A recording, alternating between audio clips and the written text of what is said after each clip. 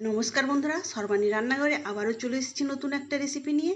আর আজকে আমি মাত্র দুটো পটলের সঙ্গে একটা ডিম দিয়ে দুর্দান্ত স্বাদের রেসিপি আপনাদের সঙ্গে শেয়ার করব, যেটা গরম গরম ভাতের সঙ্গে খেতে দারুণ লাগবে।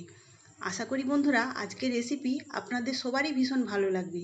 তাহলে চলুন বন্ধুরা দেখে নিন মাত্র দুটো পটলের সঙ্গে একটা ডিম দিয়ে কিভাবে আমি এই রেসিপিটা বানিয়ে নিলাম। আর আজকের এই রেসিপি আপনাদের ভালো লাগলে অবশ্যই একটা লাইক দেবেন।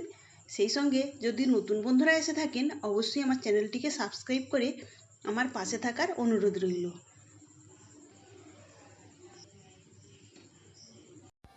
আজকে রেসিপির জন্য প্রথমে একটা মশলা বানিয়ে নেব। তার জন্য মিক্সিং জারের মধ্যে আমি দুটো মিডিয়াম সাইজের পেঁয়াজটাকে 4টে টুকরো করে কেটে নিয়েছি, সেটা দিয়ে দিলাম। আর এখানে নিয়েছি আমি 4 কোয়া রসুন, দিয়ে দিলাম 1 ইঞ্চির মতো আদাটাকে আমি ছোট টুকরো করে কেটে নিয়েছি। এখন নিয়েছি দুটো বড় সাইজের কাঁচা লঙ্কাটা ভীষণ ঝাল, তাই আমি এখানে দুটো দিয়েছি। এখন দিয়ে দেবো একটা ছোট সাইজের পাকা টমেটো, 4টে টুকরো করে নিয়েছি। এখন দেবো 1 চামচ গোটা জিরে। অল্প একটু জল দিয়ে এটাকে পেস্ট করে নেব। মশলাটা আমি এইভাবে পেস্ট করে নিয়েছি। এখন এই বেটে রাখা মশলাটা একপাশে সরিয়ে রাখবো। এদিকে এই রেসিপিটার জন্য এখানে নিয়েছি দুটো বড় সাইজের পটল। এখন এই পটলের দুই সাইডের অংশটা কেটে বাদ দেব। এইভাবে বাদ দেওয়ার পর উপরের যে পাতলা আবরণটা রয়েছে এটাকে আমি এইভাবে চেঁচে বাদ দিয়ে দেব। তো এইভাবে আমি পাতলা যে আবরণটা রয়েছে সেটা এইভাবে চেঁচে বাদ দিয়ে দিয়েছি। একই রকমভাবে এই পটলটাতেও আমি করে নেব। এবার এই পটল দুটোকে জল দিয়ে পরিষ্কার করে ধুয়ে নিতে হবে। জল দিয়ে পরিষ্কার করে ধুয়ে নেওয়ার পর একটা বড় গ্রেটারের সাহায্যে এই পটল দুটোকে এইভাবে গ্রেট করে নিতে হবে।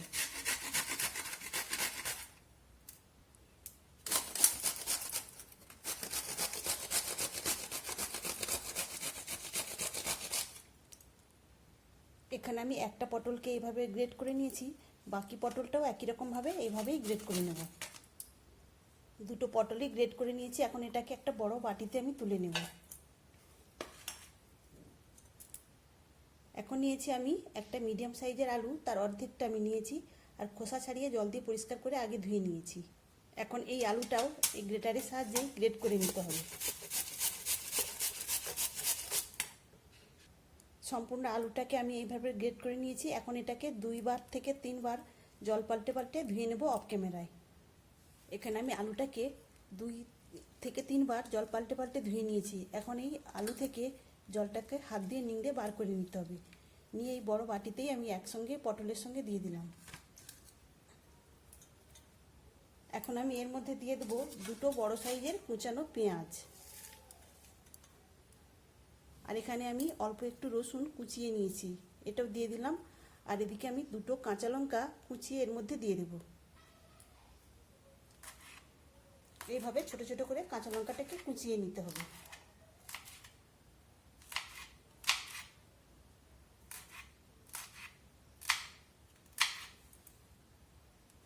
এখন এই কুচিয়ে নেওয়া কাঁচা লঙ্কাটাও আমি একসঙ্গে এর মধ্যেই দিয়ে দিলাম। আর এখানে 8-10টার মতো কারি পাতা আমি কুচিয়ে নিয়েছি, সেটাও দিয়ে দিলাম। এখন এর মধ্যে দিয়ে দেবো অল্প একটু হলুদের গুঁড়ো। ঝালের জন্য দিলাম সামান্য ঝাল লঙ্কার গুঁড়ো। স্বাদ মতো দিলাম লবণ। এখন দেবো একটা ভাজা মশলা। এই ভাজা মশলার মধ্যে রয়েছে জিরে, ধনিয়া আর রয়েছে গরম মশলার গুঁড়ো। এখন দেবো একটা ডিম।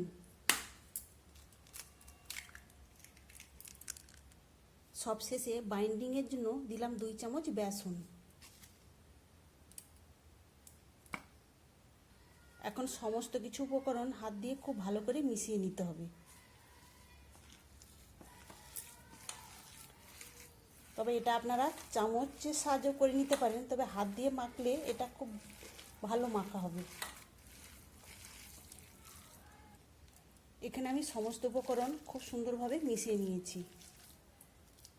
তবে এর মধ্যে আমি এতটুকু জল দিইনি, জল ছাড়াই এটাকে মেখে নিতে হবে। এখন এবার রান্নার জন্য চলে যাব গ্যাসের চুলায়। রান্নার জন্য প্রথমেই আমি একটা আপাম প্যান নিয়েছি আর গ্যাস অন করে বসিয়ে দিয়েছি। প্রথমে হালকা করে গরম করে নিতে হবে। এখন এই আপাম প্যানের প্রত্যেকটা বাটিতে অল্প অল্প করে তেল দিয়ে দেব।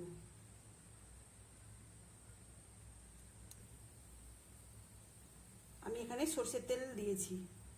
আমি এখানে প্রত্যেকটা বাটিতেই অল্প অল্প করে সরিষার তেল দিয়ে দিয়েছি।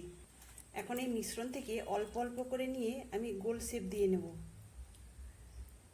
এইভাবে গোল শেপ দেওয়ার পর প্রত্যেকটা বাটিতে আমি একটা একটা করে দিয়ে দেব। আপনাদের হাতের কাছে এরকম আপাম প্যান না থাকলে আপনারা কিন্তু কড়াইয়ের মধ্যেও বড়ার শেপে দিয়ে দিতে পারেন। আজকে আমি দুটো পটলের সঙ্গে একটা ডিম দিয়ে পুরো পরিবারের জন্য ভীষণ সুস্বাদু রেসিপি আপনাদের সঙ্গে শেয়ার করতে চলেছি। যেসব বন্ধুরা আমার ভিডিওটা আজকে দেখছেন, যদি লাইক দিতে ভুলে গিয়ে থাকেন অবশ্যই একটা লাইক দিবেন। আর নতুন বন্ধুরা এসে থাকলে অবশ্যই আমার চ্যানেলটিকে সাবস্ক্রাইব করে আমার পাশে থাকার অনুরোধ রইল। প্রত্যেকটা বাটিতে আমি দিয়ে দিয়েছি। এখন গ্যাসের ফ্লেমটাকে লো টু মিডিয়ামে রেখে ঢেকে রাখবো 3 মিনিটের জন্য। 3 মিনিট পরে ঢাকা চাপাটা খুলে নিয়েছি। এখন একটা চামচের সাহায্যে এগুলোকে আমি উল্টে দেব। আর দেখুন কত সহজেই চামচের সাহায্যে খুব সুন্দরভাবে উল্টানো হয়ে যাচ্ছে। এইভাবে আমি সবগুলোই উল্টে দেব। আমি সবগুলোই উল্টে দিয়েছি, তবে এই মাঝেরগুলো বেশি লাল হয়ে গেছে। এখন আমি সাইডেরগুলো মাঝখানে করে দিয়ে উল্টে পাল্টে এইভাবে লাল করে ভেজে নেব। যেগুলো এরকম লাল হয়ে গেছে সেগুলো সাইডে করে দিয়ে এই সাইডেরগুলো আবারও মাঝখানে করে দিয়ে একই রকমভাবে এই লালচে করেই সবগুলোকে ভেজে নিতে হবে। তবে আর তেল দিতে লাগবে না, ওই একই তেলের মধ্যেই সব সাইডটাতেই ভাজা হয়ে যাবে খুব সুন্দর করে। এখানে দেখুন বন্ধুরা, সবগুলো একই রকমভাবে আমি লালচে করে ভেজে নিয়েছি। এখন এগুলোকে তুলে নেব, আর বাকি যেটা একটু রয়েছে সেটা একই রকমভাবে ভেজে নেব। এগুলো এমনিও কিন্তু চায়ের সঙ্গে খেতে ভীষণই ভালো লাগবে।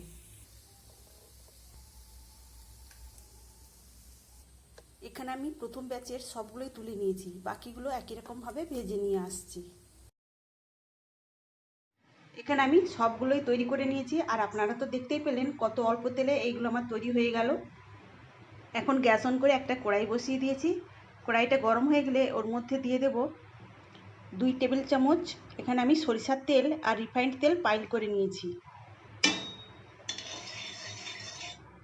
এখন তেলের মধ্যে দিয়ে দেব গোটা জিরে 1/2 চামচ, আর দেব একটা শুকনো লঙ্কা 2 টুকরো করে নিয়েছি।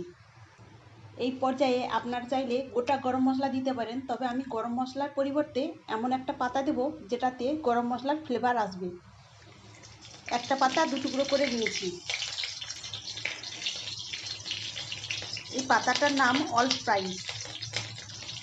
গরম মশলার পরিবর্তে এই পাতা দিলে খুব সুন্দর একটা ফ্লেভার আসবে। ফোড়নটাকে খুব সুন্দর করে ভেজে নিয়েছি।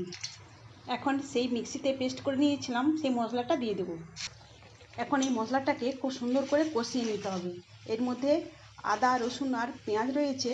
পেঁয়াজ আদা রসুনের কাঁচা গন্ধটা চলে যাওয়া অবধি খুব সুন্দর করে মশলাটাকে কষাতে হবে। কিছুক্ষণ এইভাবে কষাতে থাকবো।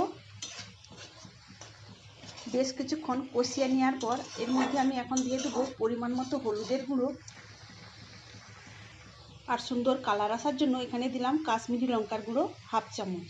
তবে আপনারা বেশি ঝাল পছন্দ করলে এখানে ঝাল লঙ্কার গুঁড়ো দিতে পারেন। আমি যেহেতু দুটো কাঁচা লঙ্কা বেটে দিয়েছি, তাই আমি আর ঝালের জন্য গুঁড়ো লঙ্কা দিলাম না। এখন এই মশলাটাকে খুব সুন্দর করে কষিয়ে নিতে হবে। যতক্ষণ না এই মশলা থেকে তেল ছেড়ে আসবে ততক্ষণ পর্যন্ত এভাবে আমি কষাতে থাকবো। এখানে জলটা অনেকটাই শুকিয়ে এসেছে। আমি অল্প একটু জল মিক্সি জার দিয়ে দিলাম। এখানে আমি মশলাটা খুব সুন্দর করে কষিয়ে নিয়েছি, আর কাঁচা আদা আর রসুনের কাঁচা গন্ধটাও চলে গিয়েছে। এখন আমি এর মধ্যে দিয়ে দেবো পরিমাণ মতো জল, তবে জলটা গরম করে নিতে হবে। তবে খুব বেশি জল দেওয়া যাবে না, অল্প করেই জল দিতে হবে। এখানে আমি পরিমাণ মতো গরম জল দিয়ে দিয়েছি, আর এই রান্নাটাতে বেশি ঝোল থাকবে না। আমি পরিমাণ মতো জল দিয়ে ঢেকে দিয়েছিলাম, আর এখানে ঝোলটাও ফুটতে শুরু করেছে। এখন আমি ভেজে নেওয়া এই বড়াগুলো দিয়ে দেব। তবে আপনারা চাইলে এর মধ্যে আলু দিয়েও করতে পারেন। বড়াগুলো দেওয়ার পর দিয়ে দেবো পরিমাণ মতো লবণ। এবার ঝোলের সঙ্গে বড়াগুলোকে নেড়েচেড়ে মিশিয়ে দেব, দিয়ে ঢেকে দেবো 2 মিনিটের জন্য। এইগুলো তো এমনিতেই সেদ্ধ হয়ে আছে, তাই 2 মিনিট সেদ্ধ করে ফুটিয়ে নিলেই হবে। আজকের এই রেসিপিটা ভাতের সঙ্গে তো ভালো লাগবেই, সে সঙ্গে রুটি পরোটার সঙ্গেও খেতে দারুণ লাগবে। এখন গ্যাসের ফ্লেমটাকে বাড়িয়ে 2 মিনিটের জন্য ঢেকে দিলাম। 2 মিনিট পরে ঢাকা চাপাটা খুলে নিয়েছি। এখন আমি এর মধ্যে দিয়ে দেবো অল্প একটু গুঁড়ো গরম মশলা, আর দেবো অল্প একটু চিনি, সেই সঙ্গে দিয়ে দেবো 1 চামচ ঘি। সব কিছু দিয়ে মিশিয়ে নেওয়ার পর এখন একদম লো আঁচে ঢেকে রাখবো মিনিট খানেকের জন্য। এখন সম্পূর্ণ রান্নাটা আমার হয়ে গিয়েছে। তাহলে বন্ধুরা দেখতেই পেলেন, মাত্র দুটো পটলের সঙ্গে একটা ডিম দিয়ে কত সুন্দর একটা সুস্বাদু রেসিপি আমার তৈরি হয়ে গেল। আপনারা অবশ্যই এভাবে একবার বানিয়ে দেখবেন, আর কেমন হয়েছে আমাকে কমেন্ট করে জানাবেন।